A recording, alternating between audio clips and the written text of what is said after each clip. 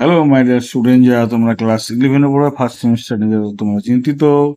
চলো আমরা কবিতাটা পড়ে নিই। কম্পোজ আপন ওয়েস্টমিনিস্টার ব্রিজ সেপ্টেম্বর 3, 1882। মানে এই কবিতাটার এত বড় নাম, এই নামটা কম্পোজ আপন ওয়েস্টমিনিস্টার ব্রিজ সেপ্টেম্বর 3, 1802 সাল। এই কবিতাটা পড়তে গিয়ে আমাদের কিছু আগে বিষয় জানতে হবে। কবিতাটা কি দেখো, কবিতার রাইম ছন্দভাব কি ছিল দেখো। অক্টাভ পার্ট মানে প্রথম কত লাইন। অক্টাভ পার্টটা বলছে প্রথম যে অক্টাভ পার্ট রয়েছে, সেই অক্টাভ পার্টটায় রয়েছে তোমার ছন্দ হলো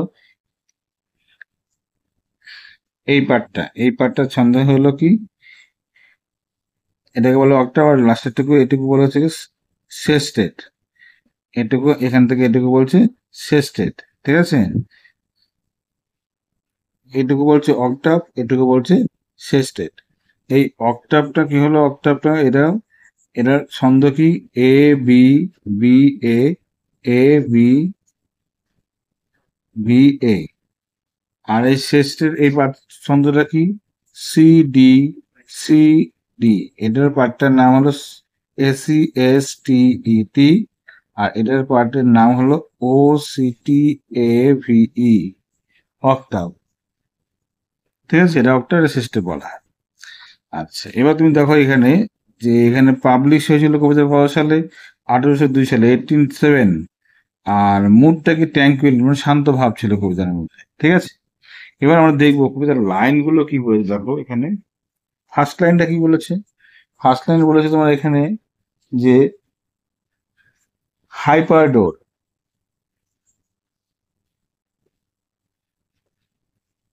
হাইপারডোর। ফার্স্ট লাইনটা কি, ছন্দ লাইনটা কি ছিল, হাইপারডোর।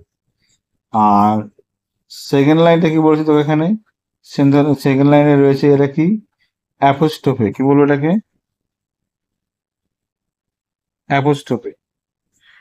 অর্থাৎ A B O S T R O P H E, অ্যাপোস্ট্রোফে। এই অ্যাপোস্ট্রোফি মানে হলো কি, অর্থাৎ অনুপস্থিত ব্যক্তিকে সম্বোধন। এই অ্যাপোস্ট্রোফি মানে হলো অনুপস্থিত ব্যক্তিকে সম্বোধন। আর হাইপারডোর মানে হলো অতিশয়োক্তি, অতিশয়োক্তি। ঠিক আছে। এর মানে হাইপারডোর মানে হলো অতিশয়োক্তি, আর অ্যাপোস্ট্রোফি মানে হলো অনুপস্থিত ব্যক্তিকে সম্বোধন করা হয়। এবার আমরা দেখব যে 3 নম্বর লাইনটা কি আছে। যদি আমরা ছন্দভাব দেখে নিই, আমরা 3 নম্বর লাইনটা কি আছে দেখো। 3 নম্বর লাইনে কি বলবো আমরা, যে 3 নম্বর কি বলবো আমরা, অক্সিমোরন, অক্সিমোরন। এটাকে 3 নম্বর কি বলবো, অক্সিমোরন। ও এক্স ওয়াই এম ও আর ও এন, অক্সিমোরন। 3 নম্বর লাইনটা অক্সিমোরন মানে এটা কি, জায়গাটা হলো বিপরীত অলংকার। মানে অক্সিমোরন কি বিপরীত অলংকার, ঠিক আছে, এখানে বিপরীত অলংকার। আচ্ছা, 4 নম্বর লাইন দেখো কি বলে। 4 নম্বর লাইনটা, 4 নম্বর লাইনে যেটা বলছে সি মাইল, কি বলছে 4 লাইনে, সি মাইল মানে হলো উপমা। S I M I L E, simile মানে এটা হলো উপমা, ঠিক আছে। 4 নম্বর লাইনে দেখো সিমাইল বলে সিটি, সিমাইল কোনটুকু, এইটুকু সিমাইল কিন্তু, হ্যাঁ, এইটুকু হলো সিমাইল। এইটুকু কিন্তু তোমার কি হবে, তোমার এটাকে বলবে পার্সনিফিকেশন, ব্যক্তিরূপ দান। মানে এটা হলো পার্সনিফিকেশন, পার্সনিফিকেশন, ঠিক আছে। এটা হলো ব্যক্তিরূপ দান। আচ্ছা, এবার দেখো 5 নম্বর লাইনটা কি আছে, শিপ টাওয়ার ডোম যেটা আছে এটা। এই 5 নম্বর লাইনটা তোমার, 5 নম্বর লাইন তো এটা নয়, 5 নম্বর বিউটি মর্নিং সাইলেন্ট বিয়ার, ঠিক আছে। বিউটি মর্নিং সাইলেন্ট বিয়ার, এটা তোমার কি বলবো, এটা আমরা বলবো হচ্ছে এনজামেন্ট। এর নাম হলো কি, এটার নাম বলছি enjambment. E N J A M B M E N T, enjambment. E N J A M B M E N T, enjambment. এর মানে হলো তোমার মানে ভোরের যে সৌন্দর্য ভাব, নীরব সৌন্দর্য বলতে পারো তুমি একে, ঠিক আছে? নীরব সৌন্দর্য তুমি বলতে পারো। 6 নম্বর যে লাইনটা, এই 6 নম্বর লাইনটা তুমি বলতে পারো এটা কি? কনসোনেন্স। কি বলতে পারো এখানে? কনসোনেন্স। CONSONANCE, মানে ব্যঞ্জনা। কনসোনেন্স মানে কি? ব্যঞ্জনা বলতে পারো। আবার দেখো 6 নম্বর লাইনে কোনটুকু কনসোনেন্স? এই যে ওপেন দা ফিল্ড, এটা হলো কনসোনেন্ট মানে ব্যঞ্জনা, ঠিক আছে? আবার all the bright glittering smokeless air, এটা যেটা বলছি আমরা এটাকে, এটা চিত্রকল্প। এটা কি বলবো চিত্রকল্প মানে? ইমাগ্রে ইমাগেরি, IMAGERY, ইমাগেরি মানে চিত্রকল্প। আচ্ছা, তারপর দেখা বলেছে এই যে all that bright in smokeless bright air, এটাকে তুমি বলবে, কি বলবে? জাক্সটাপোজিশন। JUXTRAPOSITION, মানে অবস্থান। জাক্সটাপোজিশন মানে হলো অবস্থান, তুমি করবে এটাকে, ঠিক আছে? 8 নম্বর লাইন, 9, 10, 11, 12, 13, 14। 9 নম্বর লাইন দেখো, never did sun more beautiful did.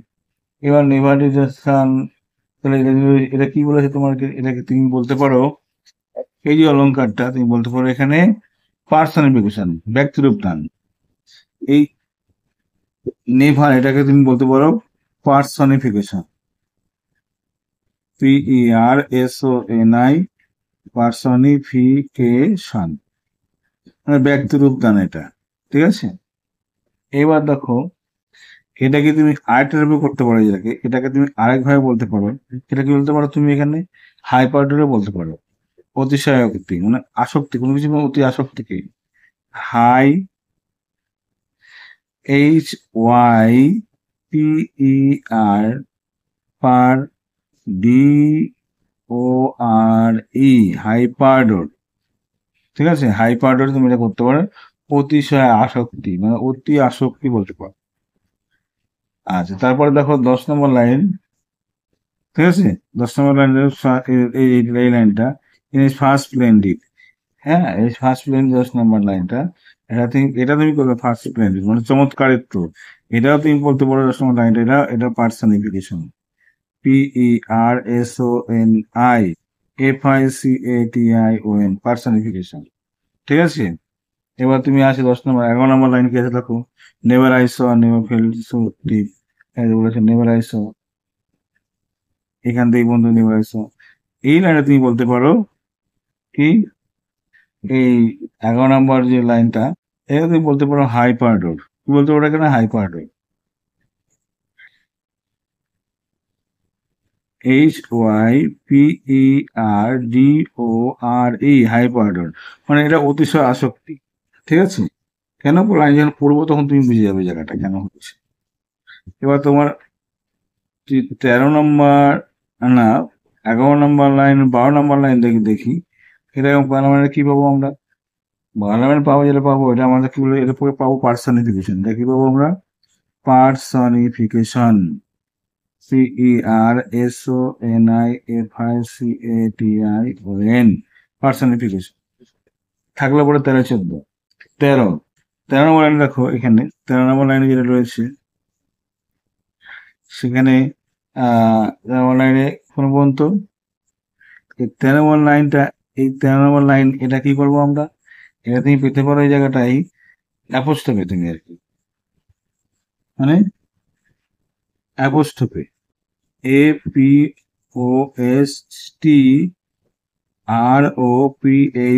অবশ্যই বলতে পারো এটাকে, এই লাইনটাকে। আবার তুমি 13 নম্বর লাইনটাকে তুমি বলতে পারো, ঠিক আছে, ডিয়ার গড, যেটা আছে 13 নম্বর লাইনে 12 গেল, 13, ডিয়ার গড, যেটা ডিয়ার গড, ঠিক আছে? এই যে লাইনটা, এইটুকু, এই 13 নম্বর লাইনে এইটুকু, এইটুকু তুমি বলতে পারো এটা কি?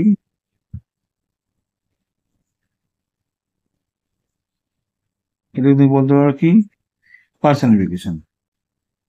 PERSONIFICATION হলো। লাস্ট লাইন যেটা থাকবে পড়ে, তাহলে কি লিখতে পারো এটাকে? আচ্ছা, অক্সিমোরন মানে বিপরীত অলংকার। অক্সিমোরন, MORON, মানে বিপরীত অলঙ্কার। এই পাঠটা তোমাকে কোশ্চেন তোমাকে আসতে পারে, তুমি কি করবে, এই পাঠটা তুমি ভালো করে দেখে রাখবে। এবার চলো আমরা কবিতার মূল বিষয়বস্তুর মধ্যে ঢুকি। ঠিক আছে, কবিতা যদি ঠিকঠাক ভাবে পড়া থাকে তাহলে আমার বিশ্বাস তুমি কি করবে, পরিপূর্ণ নাম্বার তুমি পাবে, একটা নাম্বার তোমার বাদ যাবে না, এটা গ্যারান্টি। সেটা তোমার কি করতে হবে, কবিতাটাকে একদম ভালো করে তোমাকে পড়তে হবে। উইলিয়াম ওয়ার্ডসওয়ার্থ, লেখকের নাম কি, William Wordsworth. Earth has not anything to show more fair, পৃথিবীর এমন কিছু নেই যাকে আরো সুন্দর দেখায়। ঠিক আছে, আর্থ has not, earth has not anything, earth has not anything to show more fair, পৃথিবীতে এমন কিছু নেই বা আরো কিছু নেই, আর কিছু নেই যা পৃথিবীকে আরো সুন্দর দেখাতে পারে, মানে এর থেকে বেশি সুন্দর দেখাতে পারে। Dull would be, dull would he be of soul, dull would he be of soul, who could pass by, নির্বোধ আত্মার অধিকারী হয়ে যাবে সে, যে অনায়াসে চলে যেতে পারে। ঠিক আছে, যে অনায়াসে চলে যেতে পারে। Dull would be, dull would he be of soul, অর্থাৎ নির্বোধ আত্মার অধিকারী হয়ে যাবে। হু কুড পাস বাই, যে অনায়াসে চলে যেতে পারে। ঠিক আছে, a sight so touching in his majesty, বলছে এমন মনোরম দৃশ্য দেখে। ঠিক আছে, এমন মনোরম দৃশ্য দেখে যে কেউ, মানে তার নির্বোধ আত্মার অধিকারী হয়ে যেতে পারে, মানে হতবাক হয়ে যেতে পারে। ঠিক আছে, হু পাস বাই, যে সেই দৃশ্যের পায়ে অতিক্রম করে। বলছে a sight so touching in his majesty, এই দৃশ্যটা এত টাচিং, মানে হৃদয় বর্ষকারী। টাচিং দেখো বিপরীত অলঙ্কার, মানে এখানে বলছে ডাল, এখানে দেখো বিপরীত, তাই না, অক্সিমোরন হয়েছে এটা।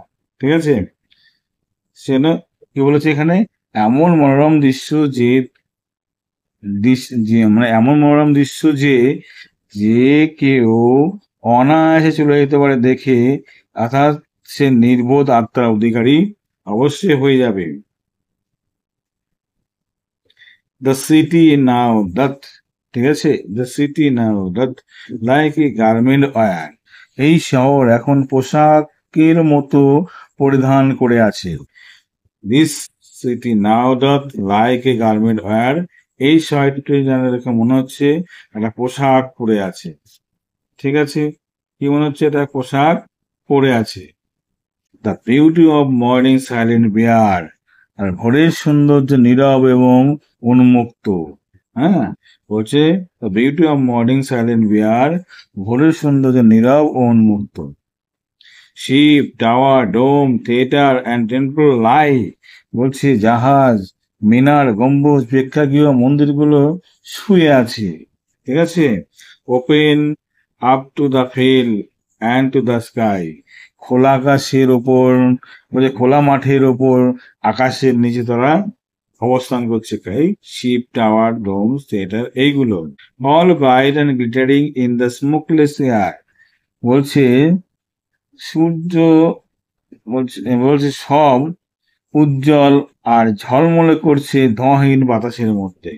All bright and glittering in smokeless air, সমস্ত কিছু ধোঁয়াহীন আকাশের মধ্যে উজ্জ্বল এবং চকচক করছে সূর্যের আলোতে। Never did the sun more beautiful steep, সূর্য কখনো তার প্রথম কিরণে এর চেয়ে সুন্দর করে আর কোনো কিছু করেনি।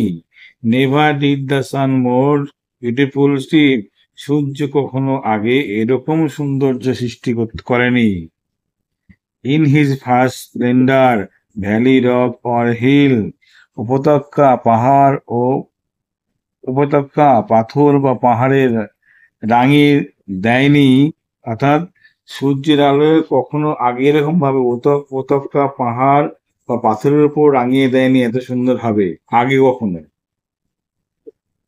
নেভার আই স, বলছে never saw I, never felt a calm so deep, আচ্ছা কখনোই আমি দেখিনি, কখনো অনুভব করিনি, এত গভীর প্রশান্তি কখনো আমি অনুভব করিনি।